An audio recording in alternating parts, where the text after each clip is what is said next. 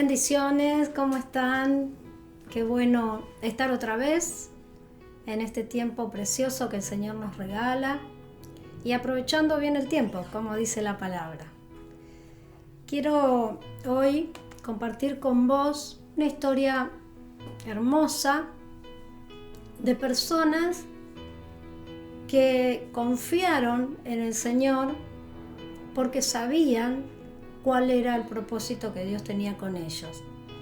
Hay varios en la Biblia, en el Antiguo Testamento, pero hoy te voy a compartir la historia de una reina, la reina Esther. Yo sé que a los lectores de la Biblia les encanta leer este libro y yo creo que es muy actual en la esencia de lo que le pasó a esta joven mujer que confió en Dios y no olvidó nunca, bueno, podríamos decir que nunca, el propósito para lo cual el Señor la había llevado a ese reino donde ella estaba.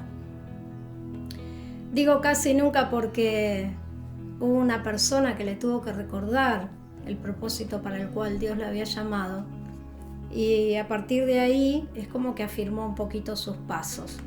Así que yo te voy a invitar a leer esta historia de esta mujer joven que fue preparada para un tiempo muy especial. El libro de Esther, capítulo 7, el versículo 2 al 4, nos relata solamente una porción chiquitita de lo que pasó dentro de ella o lo que ella pudo reconocer delante de Dios, a pesar de que estaba hablando con otras personas, cuál era el propósito, y ella se animó a aceptar ese propósito, a seguir adelante y a no asustarse de lo que estaba pasando. Capítulo 7, verso 2 al 4 dice: En el segundo día, mientras bebían vino, el rey le preguntó a Esther: ¿Cuál es tu petición, reina Esther? Te será concedido. ¿Qué es lo que pides, aunque pidas la mitad del reino? La reina Esther le respondió: Si en verdad soy del agrado de su majestad, y si a su majestad le parece bien, mi petición es que se me conceda la vida de mi pueblo y mi propia vida. Porque a mi pueblo y a mí se nos ha vendido, se nos quiere destruir y exterminar. Si se nos hubiese vendido para ser esclavos y esclavas, me callaría, pero nuestra muerte será para su majestad un daño irreparable. Estas palabras salieron de una persona que estaba en grave peligro.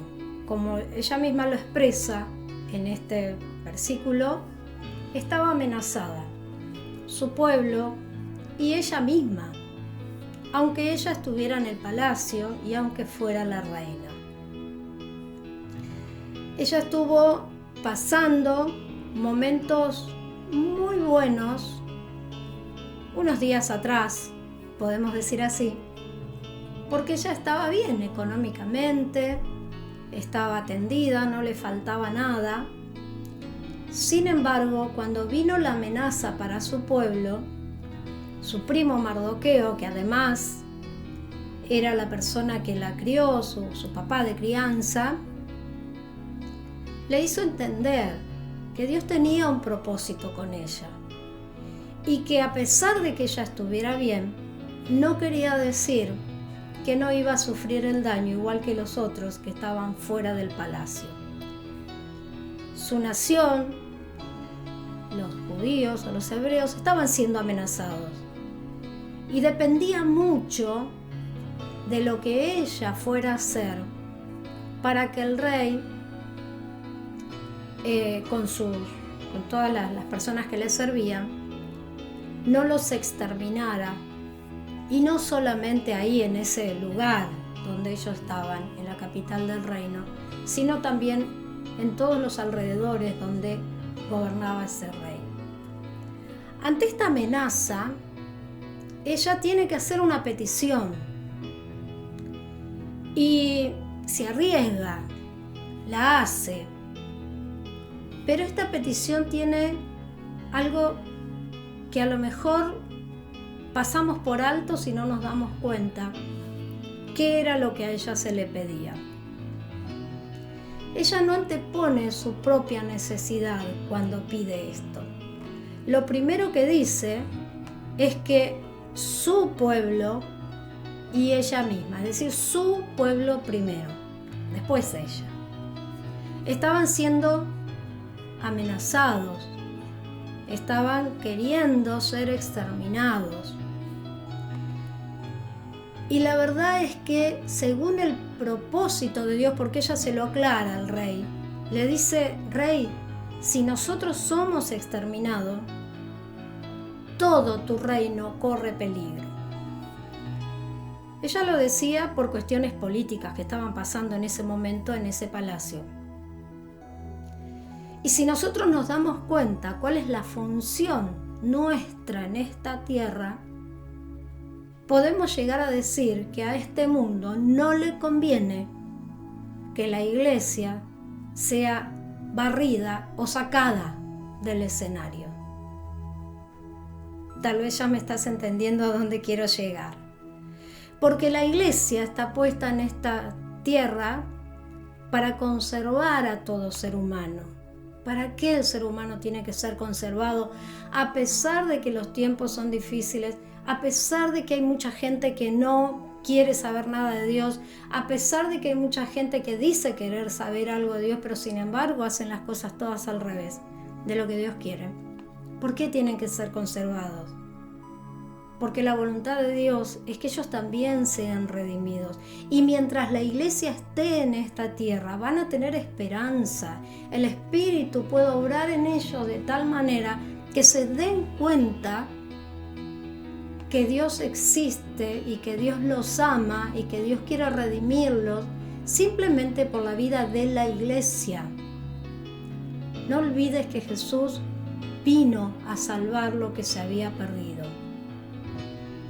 Ahora Jesús no está en la tierra humanamente, pero espiritualmente sí está en cuerpos de carne y hueso como vos y yo, que somos iglesia, somos su cuerpo.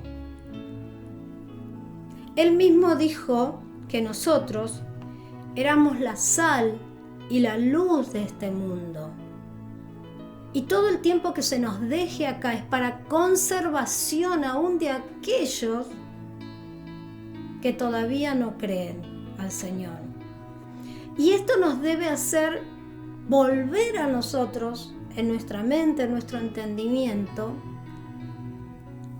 Si ya sabemos cuál es el propósito de Dios para el ser humano en esta tierra y cuál es el propósito de la iglesia en esta tierra, estamos equipados, ya sabemos. Pero si no lo sabemos, que como iglesia Dios tiene un propósito todavía con nosotros, es hora de que lo sepamos, de que escuchemos la palabra, de que escuchemos al Espíritu cuando nos amonesta, porque, mi hermano, vos y yo tenemos asegurado todo. Nuestro pasado ya fue borrado, nuestro presente está en las manos de Dios y nuestro futuro es glorioso. ¿Para qué tenemos que estar más tiempo en esta tierra, mi hermano? Para preservación de aquellos que todavía no conocen al Señor. A la gente de este mundo que todavía no conoce a Dios no le conviene que la iglesia ya no esté. Y vos y yo ya sabemos por qué. Porque una vez que la iglesia no esté en esta tierra, van a pasar cosas terribles. Y desgraciadamente, aquel que no tenga a Cristo en su corazón, no solo va a sufrir la muerte física, sino también la muerte espiritual. Y a ella se le dijo, Mardoqueo se lo dijo, si querés después lee toda la historia que está fabulosa, está hermosa, como pinta el cuadro entero de lo que Dios quiere con sus hijos. Y ella se hizo cargo. Por eso cuando ella empieza la petición, no dice, ay, rey, la verdad estoy muy preocupada porque mañana vienen a matarme, porque ahí era cuestión de horas nada más. No, dijo mi pueblo y lo mío, ¿no? Entonces, toda la iglesia está puesta en esta tierra para preservación de los demás. Entonces, ¿cuál es nuestro trabajo? Hermanos, estamos en esta tierra para que otros conozcan al Señor. Este es el propósito de Dios. Pero cuando vamos a orar o cuando vamos a pedir por los demás, no te olvides también que todos tus hermanos que están en esta tierra y que pasan problemas y dificultades, también como vos y yo tienen que saber cuál es el propósito por el cual Dios todavía no nos llevó. Es esperanza para los demás. Es tiempo de redención. Es tiempo de que ellos también conozcan al Señor. Entonces, así como Esther en la antigüedad tuvo que interceder, pedir delante del rey por todo su pueblo y por ella misma, así también nosotros, cada día, mis hermanos, cada día es una oportunidad. Así que cuando oremos, cuando intercedamos, no seamos mezquinos, no empecemos por nosotros, no miremos solamente lo que estamos padeciendo nosotros personalmente o familiarmente, o a lo mejor lo que pasa en nuestro barrio, no, miremos por el mundo entero. Entonces, cuando vamos a orar e interceder, que sea para cumplir su propósito en esta tierra, que sea para que Dios se glorifique, que sea para que se cumpla lo que Dios quiere. Para eso, Esther hizo una buena petición. Nosotros tenemos que aprender también a hacer esas peticiones según el propósito de Dios. ¿Oramos? Padre, en el nombre de Jesús, te doy gracias por este tiempo y gracias, Señor, por tu palabra que nos recuerda y nos refresca esa memoria eterna que pusiste por medio de tu Espíritu dentro nuestro. Señor, sabemos que nosotros estamos cuidados por tu palabra, por tu presencia, por tu Espíritu, que hay muchas cosas que todavía vamos a padecer un poco en esta tierra, es verdad, pero no es tan grave, Señor, como aquellos que realmente no te conocen ni te tienen. Señor, entendemos que tu propósito es redimir al hombre, a la mujer, no importa dónde esté, lo que esté pasando, lo que esté haciendo. Entendemos, Señor, que tu amor por ellos fue tan grande que diste a tu Hijo Jesucristo para que sea el Señor y el Salvador de cada vida. Pero nosotros como iglesia, Señor, que cada día podamos tener en mente cuál es tu propósito con la humanidad de este tiempo y no desesperemos por pedir solamente lo que nos hace falta a nosotros, sino que entendamos que si estamos aquí todavía en esta tierra y si vivimos como vivimos, Señor, y que a lo mejor hay algo que todavía nos está incomodando, que no sea motivo de ser mezquinos a la hora de pedir, a la hora de orar y a la hora de interceder. Por eso, Señor, te ruego que este tiempo sea el tiempo más glorioso y fabuloso donde la iglesia de Jesucristo, tu cuerpo, tus hijos, aprendamos a pedir como conviene para que sepamos que tu propósito tiene que ser cumplido y así va a ser. Bendigo tu nombre, mi Señor. Amén y amén. El Señor te bendiga siempre.